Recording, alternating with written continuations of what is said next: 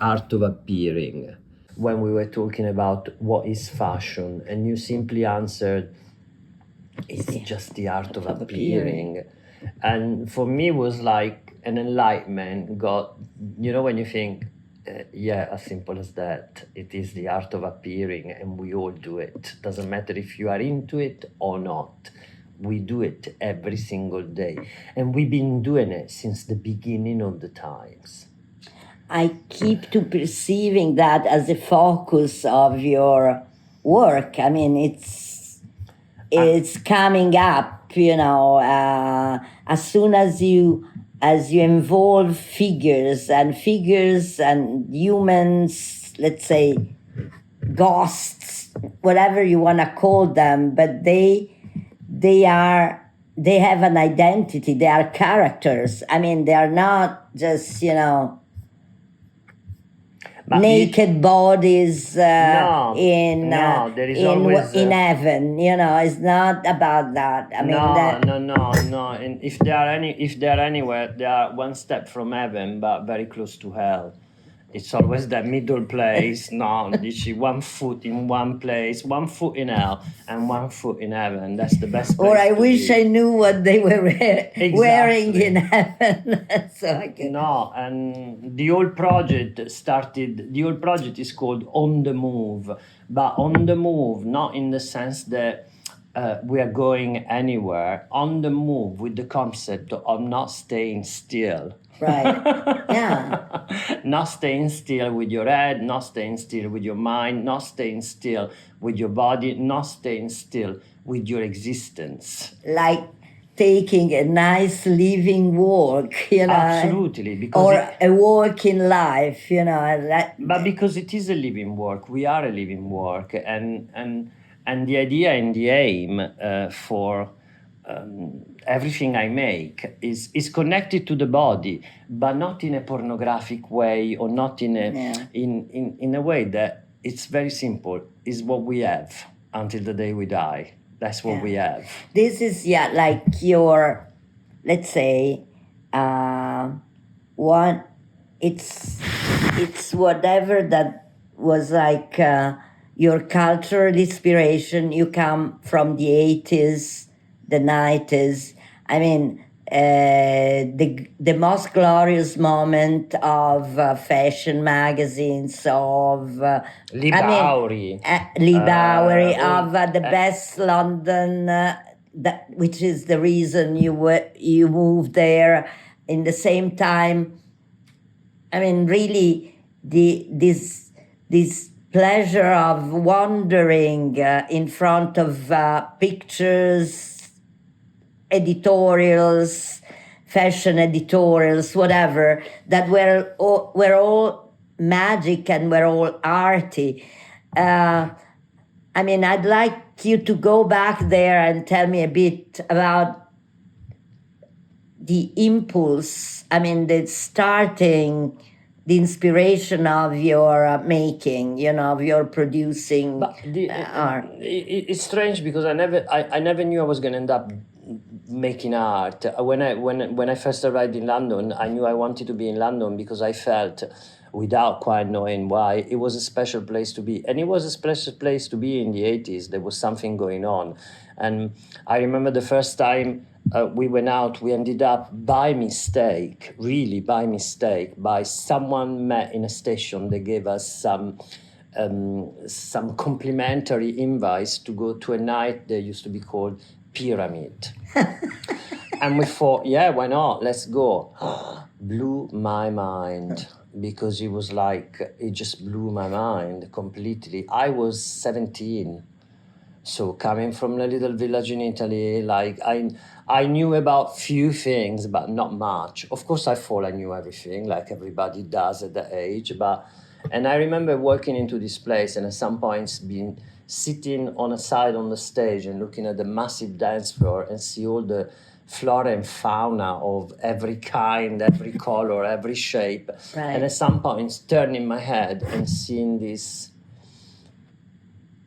creature on the stage, and it was Lee Bowery, which I didn't even know who he was at the time. Much taller than anybody. I didn't know much anything. Bigger than anybody. Bigger than life. I remember this feeling. I remember looking at him and feeling, I knew you existed. I did not know you could be real, because it was real. Something that you are familiar with. And he was acting and performing. In front of you. He was in front of you in all of his glory.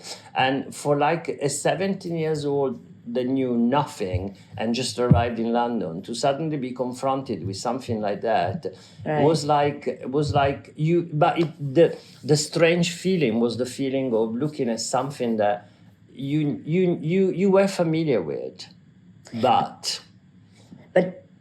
And if you want that opposition, I mean, that I could feel in those clubs, you know, between hell and paradise. Yes, because that's where you were, right in the middle. Is into whatever you see, you keep seeing even now, you know, it's like magic creatures that have not a house, you know, they that are like living around us, I mean, blowing our mind, but really they are beyond any order that they expect us to believe, you know? Any order that you've been told about. Yeah.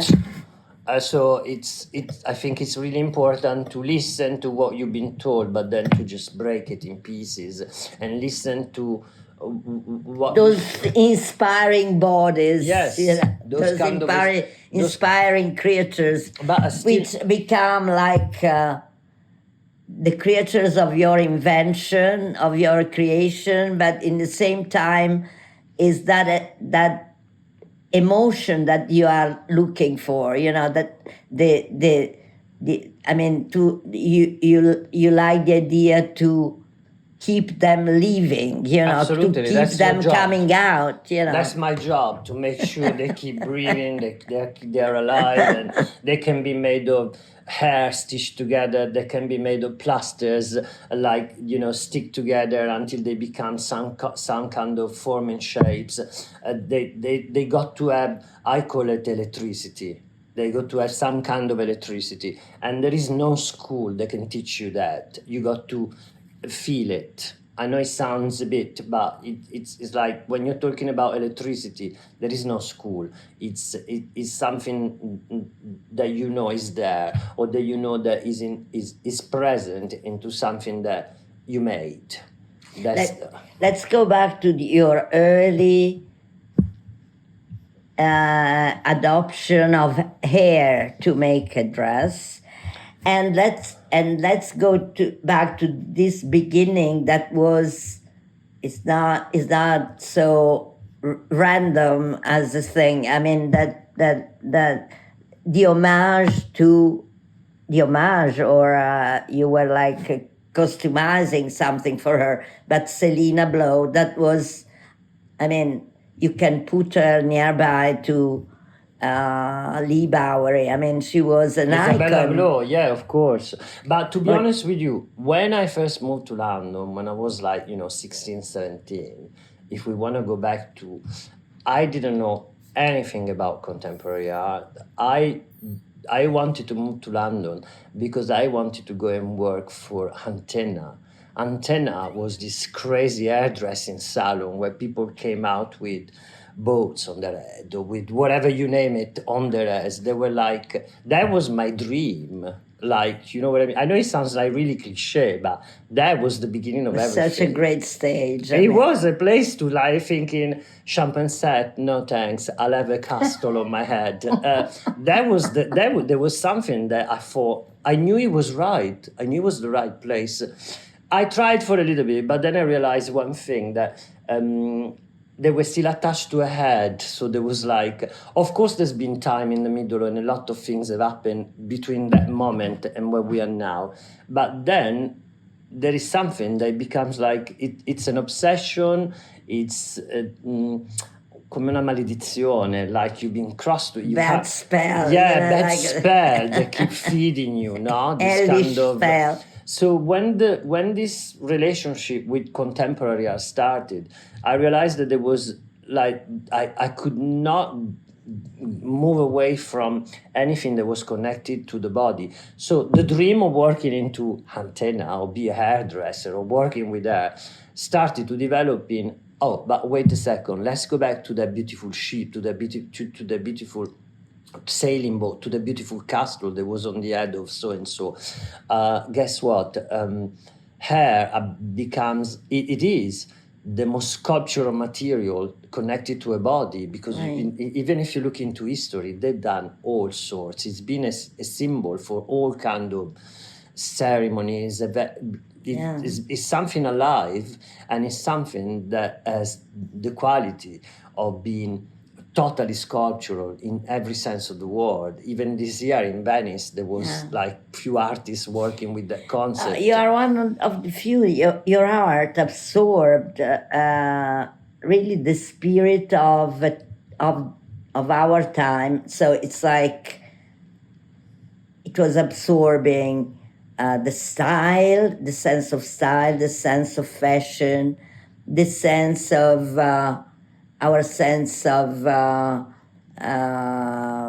vanity, if you want. There is of course. And even our cult of sounds, because there's a soundtrack in anything you make. You know, there's something that so somehow whatever is the object that you create, it's an object that in a consistent way was absorbing the spirit of an environment, of a time, and whatever was happening in that time, that is even the today time, because after then those become the lifestyle of generations, you know. And it's the way you see things, because when you make them, they sound also. I mean, I can tell that they have their own sound too. Even the sound is fundamental, because I think I always been jealous who works with music or with sounds, because I think is the perfect, in a poetic way, I think is the most perfect sculpture, because the sound will penetrate you like from top to bottom, and then it will leaving a trace, but without leaving a material kind of. So sound is super important. And then something else that you learn, you get along, and luckily you meet people that they show you how they look, how they see things, and you soon realize that everything is always in front of you. Everything is always in front of you.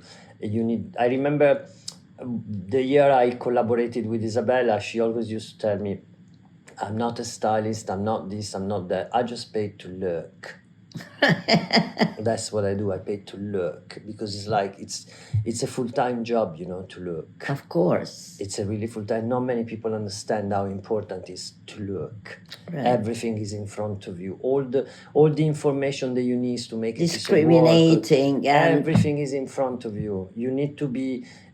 I like to add that the way you see is connected to how clean your filters are. Right. Because we get constantly polluted. It's one of our time job, you know. I mean, unfortunately, not everyone realized that, but I remember Moschino telling, I would give you a fee, you know, like I would hire you to be sit there in that corner as you are now, to tell me what is good and what is bad.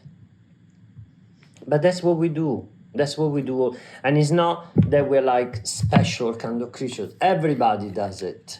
It's connected to then what you do with it. Right. And go back to that again, is connected to how many times you think you're starting to make something, and then there is this thing going, oh, but that's already been done, or everything has been done. But like Louis Bourgeois used to say, everything has been done, but it's not been done by me. Right. That's where we cross the line. So there's something in using, I mean, in the material you use, in the technique you use, that is crossing, the couture with culture. I mean, Esatto. And I think the techniques for me is like, I remember my playground was a fisherman port. So I remember when I started to study sculptures, to recognize so many shapes. I remember when I first met the work of Eva S., I was thinking, hello, like, it's beautiful, stunning. She's in my heart. But at the same time, I remember feeling, coming from 3 generations of fishermen. So like my dad had two boats, like big boats. So everything connected to fishing, like from the floaters, from the nets, from the knots, from like all the objects. Knots, yeah. That was my playground. Those were That's my toys. Melody. They sound. Yeah, they were my toys to play with. That was what you played with all day long. So there was something. The sewing, the stitching, the embroidery. I don't force it. It's the way I draw. It's the way I think, and of course, it's fed by the past of being brought up with every single man in the family stitching, repairing the nets. Right. That's how I grew up with, like, the small There's village. more. I mean, I would say chef, couture, sculpture, because I mean, you are cooking ingredients. Yes. I mean, it's the reason why at one point I've been speaking about your work. I mean, figuring like a surreal menu, because there's something in your way to approach materials, and in your putting them together, in your going beyond what they are, and that it's really evoking the art of a chef,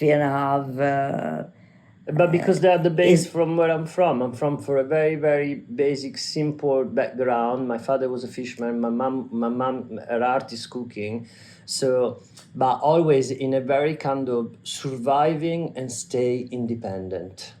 Right. That has always been the kind of, like, make sure you understand what you love doing. Make sure you do it well. Make sure you do it for yourself. That has been the rule from my, it's always been a very simple background, like very kind of, staying on the line, and that is what you take with you. That is what formed you. And then you reach a point where you start to translate it. You sort of like, you start to translate all the informations, and you start to do your own, right, your own cooking. And that's why, like, one body of work that will be present in the show is a series of portraits made with out-of-date meds, volume, tablets, all squashed and cooked and then turned into a portrait. I like the way to cook a look sound, and I've been using it as an inspiration for a fashion story. I would say that the making is about the making art is about cooking with with ingredients. But that's what you do.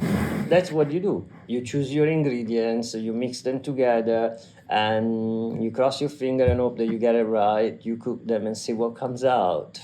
And most of the time, I would like to say all of the times, what comes out, if it surprises you more than you, then it is never what you expected, and what comes out will surprise you straight away, or will give you that you got it right. I would end with this cosmic question. I mean, this exhibition gave you the opportunity to see the interaction of different moments and different ideas of creatures, and different approach with materials. I mean, what was your impression? What is your emotion and your reaction about it? what you felt when you saw them out of the storage all together? It was really at the beginning. It was really scary, obviously, because you're not. It was not a show about one body of work. The invite was a show about showing different bodies of work from the past and work new pieces of work, and to mix everything together. What has happened, because of all many reasons, instead of doing one show, we decided with the museum to break the show over a 6 months experience, and to show all different bodies of work in different parts of the museums. But the key at some points, when you start to organize, you start to do photography, you start to plan it on the table and all of that, you realize that you are showing works that they were made 15 years ago, with work that were made last month. And so it's a bit of a sort of sitting with Freud kind of moment, because you have in front of you the past 15, 20 years of what you made, and you realize that for some strange magic, everything obviously is connected. Everything feeds into each other. And what I like is that when I see the full picture, if you don't put the information, you wouldn't know what is today and what was 10 years ago. Right. And I think it's quite, there is something quite special about it. Tell me about the early ones and the last ones. I mean, when they met together, what was their reaction and what was your reaction? If I think about an early work, it was the straitjacket. After starting to work with her, and after doing all different kind of sculptures, from the long pieces, present traces, which reminds me of sculpture from Arte Povera, or Fabbro, Piedi, like the 20 meters coming down, and then you translate them, and then we moved into Marisa Merz too. Esatto, that kind of. And then suddenly, at some points, I remember the last piece I made, which it can be called wearable. I remember thinking, so you're easy to wear. Easy to wear. I thought each of us should have a straitjacket inside the wardrobe for those moments. You know what I mean? When you get those moments that you think, okay, it's time to wear the straitjacket, because it's that moment of madness. You feel safe. You feel safe, because it's it will save you from destroying everything. Because that moment is too much. Yeah, it's so I sat down and finally found a pattern for a straitjacket, a camicia di forza. And I thought, well, the only way you can make a straitjacket that is believable is by making this material, by stitching the air until it becomes a material, and make it into something so strong and so unbreakable, like a fishing net, which is they need to be strong. So the straitjacket made with this technique of stitching the air until it becomes a material, and then suddenly they're faced with the latest body of work, which they are a series of portraits made out of liquid Valium, squashed Viagra, squashed tablets, squashed meds, squashed all the kind of medicine mixed with pigments and then cooked together. And there is a 20 years, an 18 years gap between the two of them. But in my head, they were waiting for each other. Brothers and sisters to be in the same space and I don't know, to create some kind of electricity, because that's what it is. It's about, I think the best, very, very best compliment I received was from a fantastic woman that came to see a show. I didn't know her at the time. She came to see a show of my BA at the end of my university. And by chance, I was sitting next to her years later, at dinner, and she said, "Oh, you don't remember me?" But since I came to the show, that piece of work stayed in my head. It's still in my head today. And you think, what best compliment of that, no? To think that something that you made that was totally unnecessary, there was no need for it to exist, has inhabited someone's head for so long. And she has the gentle touch of and the lack of meeting, so the possibility of communicating to you and say, guess what, one of your works is been in my head for this amount of time. You can go home at that point, it's done. I understand, I bet. You know? And that's why I decided on the move, because of this concept. It comes from a poem of Thomas Gunn, and I like this because we are constantly on the move until the moment we die. We are constantly on the move, which is not about moving anywhere. It's about not staying still. Yeah. Thank you, Maurizio. Thank you so much, Mariuccia. It's been an absolute pleasure. Thank you.